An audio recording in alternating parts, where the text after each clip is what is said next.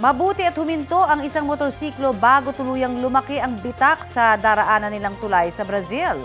Ang kumukuha ng video at iba pang tao sa lugar umatras na.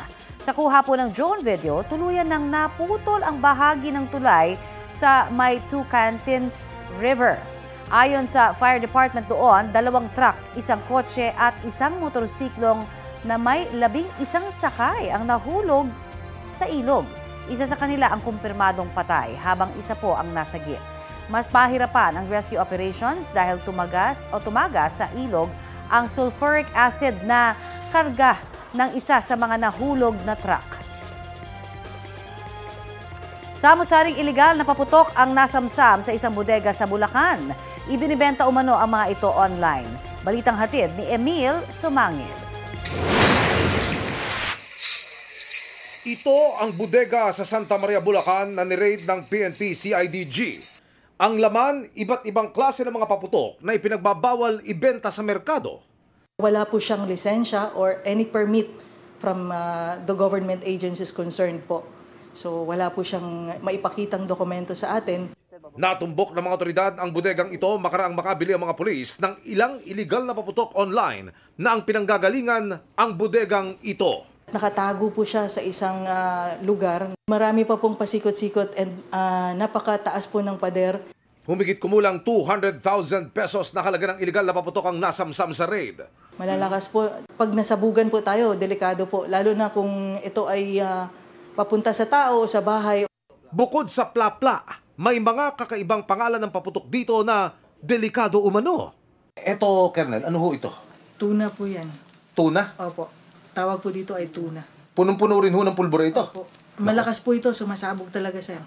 Lalo na raw ito. Ito po ay Goodbye Philippines, sir. Paputok? Sumasabog po ito. Ibig sabihin, puno ng pulbura ho yan? Yes, sir. Punong-puno po ito. Halos yung laki na ho ng pitsil eh. Yes, pitsil sir. ng tubig. Ang laki. Gaano ho kaya kalakas niyan? Ano ho? Yung piligrong dulot niyan. Yun ang pinag-uusapan. Yes, sir. Ang laki ho. Tumangyang suspect na magbigay ng panig. Paalala ng pulisya, kung pwede, wag na sa online bumili para matiyak din ang quality at hindi na madisgrasya pa. Pwede po yung mga pailaw. Okay. Meron po tayong mga bentahan dyan sa May Bukawe. Marami po dyan na regulated po yan at lisensyado po ang mga nagtitinda po dyan. And meron po silang mga permit and license galing sa gobyerno. Wala pa nga ang Pasko at Bagong Taon pero ang Department of Health meron ng mga naitalang nasugatan dahil sa paputok. Nasa 17 na yan as of December 23. Emil Sumangil, nagbabalita para sa GMA Integrated News. Ito ang GMA Regional TV News. Ang pagdalusada sa fiesta nauwi sa karumal-dumal na krimen. Binawian ng buhay ang 15 anyos na babae sa Oslob, Cebu matapos umanong pagsamantalahan ng 13 lalaki. Balitang hatid ni Luan May Rondina ng GMA Regional TV. Malagim na krimen ang naganap sa bahay na ito. Ayon sa PNP, nilapitan ng mga sospek ang 15 anyos na biktima habang nakaupo siya sa Cuartel Heritage Park sa Oslob, Cebu.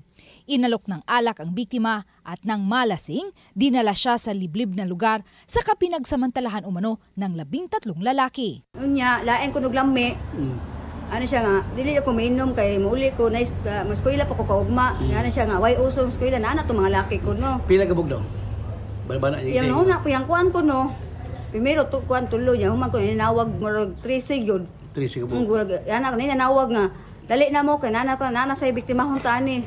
Nana to mga laki. So, di to pagkatatada na natulog na hapda kuno siya. December 12, sinamahan siya ng kanyang ina para i-report ang krimen sa mga pulis. Kinabukasan, binawian ng buhay ang dalagita. Titingnan po natin yan dahil ang paalam po kasi ng ating biktima sa kanyang nanay ay siya lamang po ay aalis at kasama yung kanyang boyfriend to attend nga po yung fiesta. So malaki po ang kailangan i-explain po ng kanyang nobyo bakit nangyari po dito sa biktima. Sa backtracking ng CCTV, lumabas na dayo mula sa Dalaget ang mga sospek. 4 sa kanila ang arestado. Edad 18 anyos hanggang 20 anyos ang mga sospek. 2 sa kanila ang magkapatid habang kabarkada nila ang 2 pa. Base na rin po ito sa naging backtracking ng mga CCTV at mga interviews doon sa mga witnesses na di umano itong apat na nasa custody na po ng CIDG at iba pa po ang responsable sa nangyari di umanong panggagahasa dito nga po sa ating minor na biktima. We have yet to check, sir, kung na ay criminal records, but we will work on that. Inihahanda na ng pulisya ang kasong statutory rape laban sa mga sospek. Natapos na rin po, ma'am, yung autopsy, although iniintay po natin yung histopathology result po kung to determine po yung cause of death po ng bata. Luan Merondina ng GMA Regional TV, nagbabalita para sa GMA Integrated News. Trahedya sa Tupi, South Cotabato. 7 magkakaanak ang nasawi matapos sumalpok ang sinasakyan nilang van sa isang puno. 2 sa 7 biktima ay menor de edad. Nakaligtas naman ang driver na nagtamo ng mga sugat. Ayon sa pulisya, base sa report ng Super Radio Gensan, galing sa pamamasyal ang magkakaanak nang mawala ng preno ang sasakyan nila sa bahagi ng Barangay Cebuano. Ginamit ng driver ang handbrake at doon na sumadsad sa gilid ng kalsada at tumama sa puno ang sasakyan. Patay naman ang isang negosyanteng Chinese matapos na pagbabarilin sa Cabanatuan, Nueva Ecija. Base sa investigasyon, kumakain ng 35 anyos na lalaking biktima nang dumating ang 2 salarin sakay ng motorsiklo. Bumaba ang isa sa kanila at pinagbabaril ang biktima. Agad silang tumakas. Dead on the spot ang biktima na nagtamo ng 7 tama ng bala sa ulo at iba pang bahagi ng kanyang katawan. Tumanggi magbigay ng pahayag ang kanyang mga kaanak. Inaalam pa ang motibo sa krimen. Update po tayo sa lagay ng trapiko sa South Luzon Expressway. May ulat on the spot si John Consulta. John? Connie, magandang balita sa ating mga motorista na nanatiling light o magaan ang daloy ng trapiko dito sa South Luzon Expressway ngayong bisperas ng Pasko. Sa kabila ng mananakang pag-ulan sa ilang bahagi ng SLEX na nanatiling maluwag ang daloy ng trapiko mula Magallanes hanggang Calamba. 10:56 ngayong umaga nang may maispatan ng South Luzon Expressway Traffic Monitoring Center ng mga kambing na pumasok sa expressway na agad nilang inaksyonan. Wala pang 3 minuto ay may dumating na motorcycle unit ng SLEX na mabilis na itinaboy ang mga kambing palabas ng expressway para di makalikhaan ng peligro sa mga dumadaang sasakyan. Nananatiling naka-standby mga emergency units ng SLEX para tumugon sakaling kailanganin. At yan ang latest mula rito sa SLEX Traffic Monitoring Center. Balik sa iyo, Connie. Maraming salamat, John Consulta.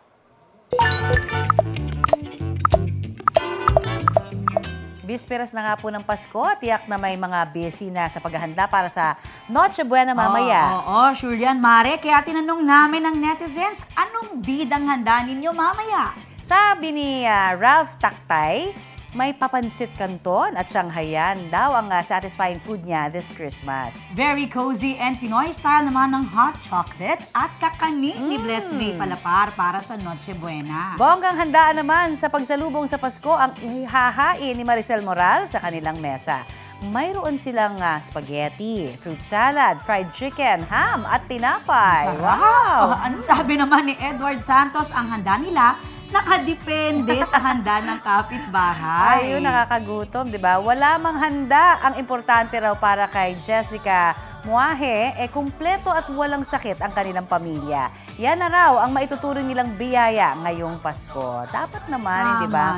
Sabi nga nila, kahit gaano kapayak ang handa, basta magkakasama ang lahat. Yes. Healthy and happy. Kailangan buo ang pamilya. Yes, ayan. At saka syempre, dun sa mga nagbabudget, huwag na tayo ma-stress ha.